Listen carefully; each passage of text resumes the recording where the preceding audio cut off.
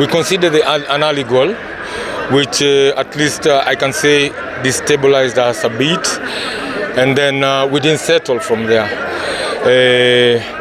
In the midfield, I think we were not combative enough. We were not winning our duels. Then today I expected that we are going to be sharp on the flanks, yeah, especially with Cliff and then with Mishiri. But I think the opponent did a very good job. They really locked us. No, I'm not under pressure. I've been in more pressure like this, but we are really fighting hard to get our first win. Then this will give the boys a lot of confidence.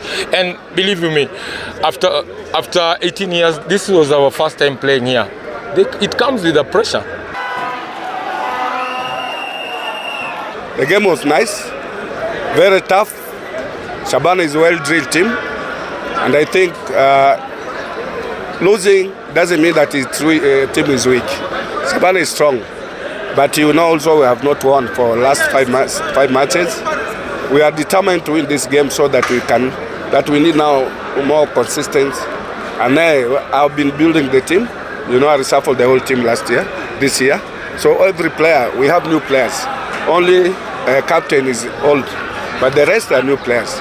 This young boy came from all over. So we have organized the team now. The team is coming up very strongly.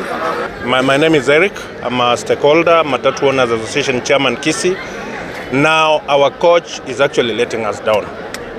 The management has really invested in players, but the coach is actually the one who is letting us down. So we are calling the management. Our second match, we will not want to lose in Gusii Stadium. Yes, mimi kwa majina naitwa Obed. Mimi ni fan wa Shabana. Mimi kitu naweza sema huyu coach acha azidi sana. Kwa sababu unaweza chezaje game 4, hauna hata first 11. Hauna pattern unacheza. Una train nini sasa? Kama unaweza anza ball humalizi, no shot on target. Unataka tukubembeleze, una train nini? Huyu coach acha aende. Mimi siongei chochote, aenda akisonga. My name is Otieno. I'm a fan. Shabana fan, and this is what I have to say as a fan. I pray that we give coaches some humble time, because on the side of Sofapaka, this is their 5th game, first win. So let us not conclude matters. Let us give the coach humble time. Let us respect him, and let us work with the management and the system that Shabana is running on.